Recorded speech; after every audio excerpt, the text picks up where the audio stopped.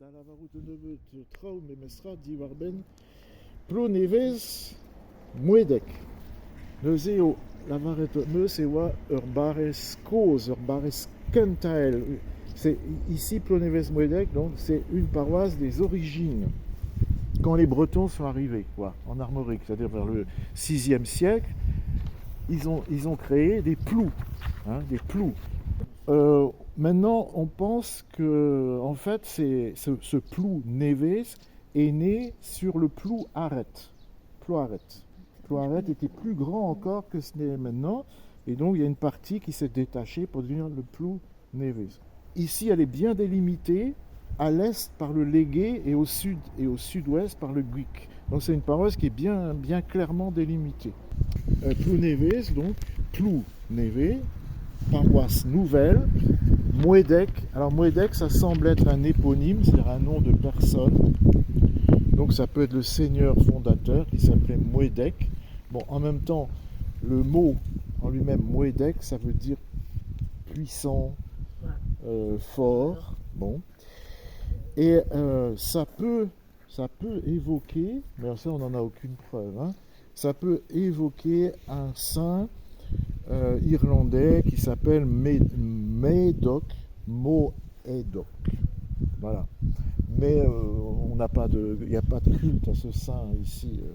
Donc on trouve en 1297 Plebe Nova en latin.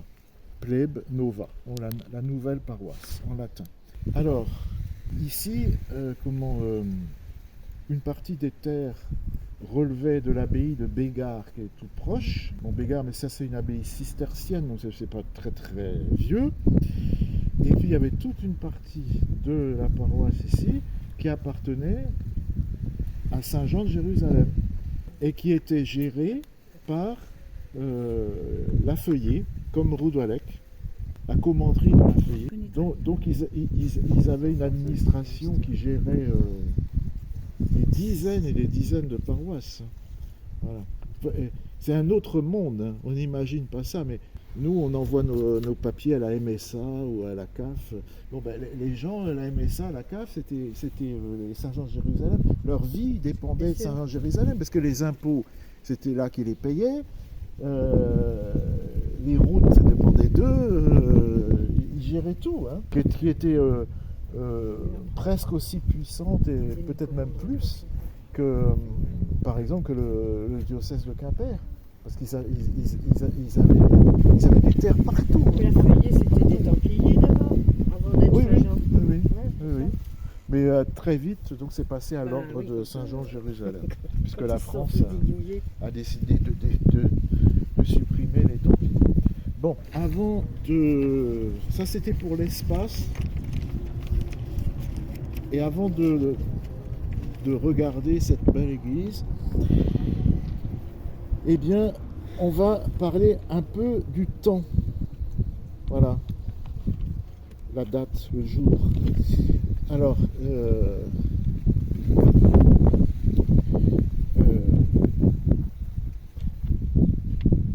nous sommes le 2 août, et pour nous, on fait cette excursion-là, hein, tous les ans. Habituellement, on fait le 1er et le 2. Enfin, c'est le 2 la date principale, parce que pour nous, c'est l'octave de la fête de Sainte-Anne. On est dans l'octave, 8 jours après Sainte-Anne, on refête Sainte-Anne comme c'était autrefois dans le diocèse de Vannes. Voilà. Et donc, pour nous, c'est une date importante, le 2 août. Bon. Mais vous allez me dire, qu'est-ce que ça a à voir avec l'église? Je suis en train de chercher dans ma tête. Eh bien, c'est parce que l'église ici est dédiée à Saint-Pierre. Il y a beaucoup d'églises en Bretagne qui sont dédiées à Saint-Pierre et Saint-Paul, et d'autres à Saint-Pierre. Alors, on va interroger la dame, parce que moi, je n'ai pas fait d'enquête locale ici, mais quand une église est dédiée à Saint-Pierre et Saint-Paul, évidemment, le pardon de l'église, c'est la fête de Saint-Pierre et Saint-Paul, c'est le 29 juin. Quand c'est Saint-Pierre tout seul, ou, par exemple ici, c'est Saint-Pierre et Notre-Dame. La plupart d'ailleurs des grandes églises ici ont toujours le patronage de la Vierge. Eh bien, quand c'est Saint-Pierre, tout ça, et pas avec Saint-Paul, eh bien, la fête patronale, le pardon, c'est souvent pas autour du 29 juin. C'est pas à cette époque-là.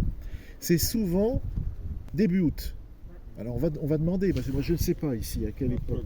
Plogonac, c'est début août. C'est début août. Bon, pourquoi c'est début août? Eh bien parce que c'est une fête qui n'existe plus dans le calendrier actuel, mais qui était très très très célébrée autrefois.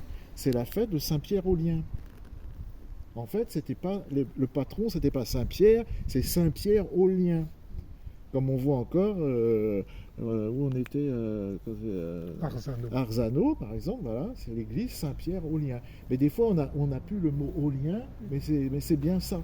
Saint-Pierre aux Liens, c'est la libération de Saint-Pierre, dont les chaînes lui sont tombées, voilà, quand il était en prison. Voilà. Bon, je m'arrête là parce que ce serait trop long.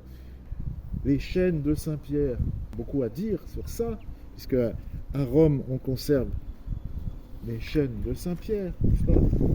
Et quand les premiers papes, ils avaient pour tradition de donner aux évêques itinérants, les évêques évangélisateurs, on leur donnait une clé. C'était le symbole que le pape les envoyait.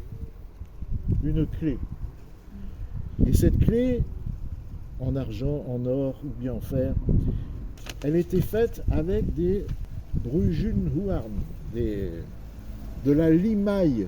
Il y avait un peu de la limaille des chaînes de Saint-Pierre dedans. C'était un signe d'attachement à Pierre. Voilà. Et ces clés-là, on en conserve en Europe. Alors nous, on en a une en Bretagne. Où ça? À Saint-Eugène, bien sûr. Ben oui. Les fameuses clés de Saint-Eugène. Ben oui. Là, il y en a une dans le trésor. Et puis, il y en a d'autres. Alors, par exemple, Saint-Amand. Saint-Amand de Maastricht. À Maastricht, on conserve une clé comme ça. Saint-Amand est très honoré en Bretagne pour la bonne raison qu'il est breton. Hein, Saint-Amand de Maastricht. C'est un breton. Bon, alors, donc, voilà. Donc, ces clés, ces fameuses clés. Là. Voilà. Les clés, c'est donc lié à Saint-Pierre aux Liens. Et donc, fête de libération. Mais en Bretagne, c'est toujours plus compliqué que ça. C'est que avant, il y a des choses. Hein. Le mois d'août, c'est aussi le début août, c'est la fête du dieu Lugh, le dieu de la guerre chez les Celtes, et le dieu de la cohésion, paraît-il que c'est ça, la cohésion des tribus. Donc c'est une fête très très importante. Voilà. Et il en reste des traces parce que c'est la fameuse histoire de Saint-Blaise aussi. Vous savez, Saint-Blaise, sa fête, c'est pas du tout à ce moment-là, c'est au mois de février, mais on trouve en Bretagne des pardons à Saint-Blaise au mois d'août. Pourquoi? Parce que Saint-Blaise, Blaise, ça ressemble à Blaise en breton. Blaise, c'est un loup, loup, c'est chien. C'est le symbole du dieu Lugh. Voilà, et donc on va trouver des pardons à Saint-Blaise au mois d'août, alors que c'est pas du tout ça. Vous voyez, c'est toujours plus compliqué.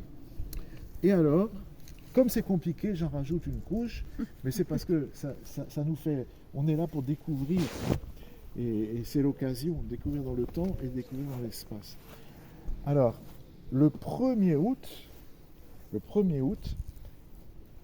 c'est aussi une date importante pour nous bretons, et c'est bien d'en parler ici parce qu'on va parler d'autres événements cet après-midi par rapport à la culture et à la langue bretonne.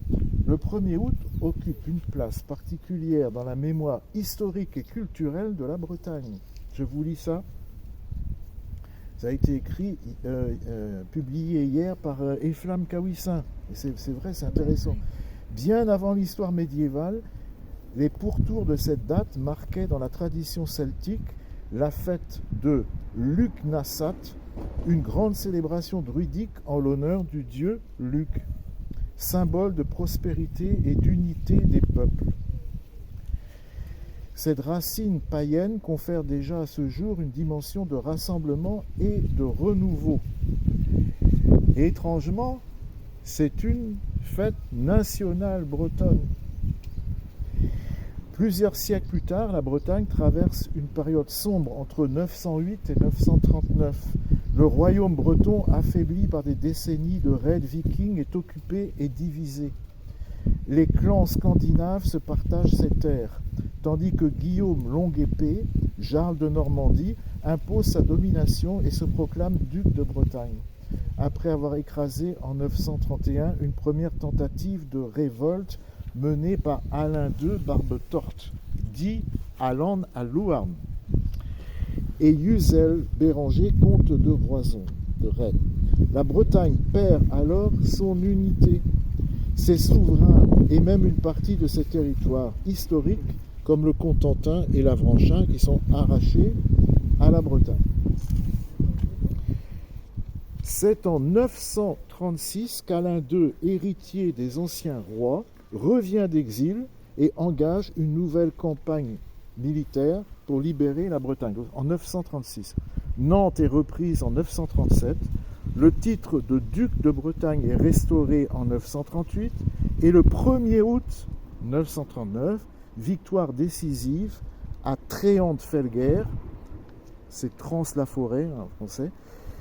Alain II bat les Normands, unifie la Bretagne qui resteront dans ses frontières qui resteront les mêmes pendant des siècles. Et il proclame Nantes capitale du duché. Donc c'est une date vraiment historique. Pour marquer ce moment, il institue le 1er août comme fête nationale du duché de Bretagne, associant cette date à la libération et à l'unité retrouvée. Voilà, c'est quand même intéressant. Voilà. Et plus tard, comme par hasard, vous savez, les dates, ça reste comme ça. Voilà.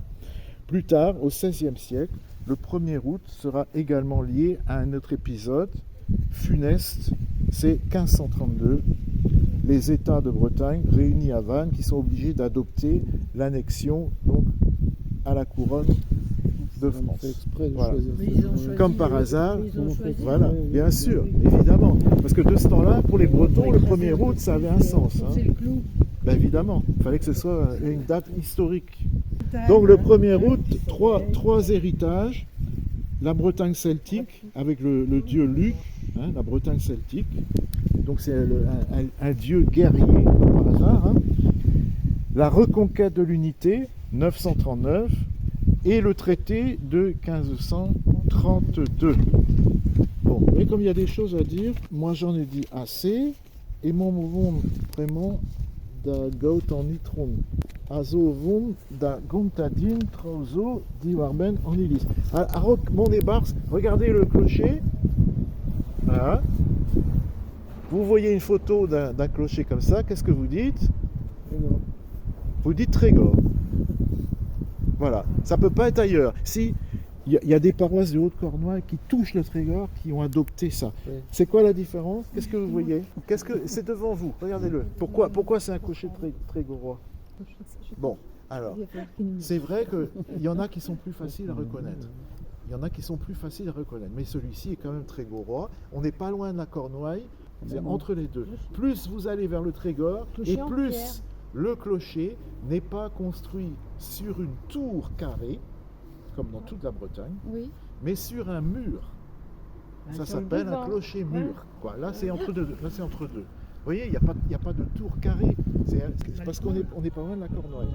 Et plus on va vers le Trégor, plus ils vont devenir fins et carrément un mur. C'est un clocher.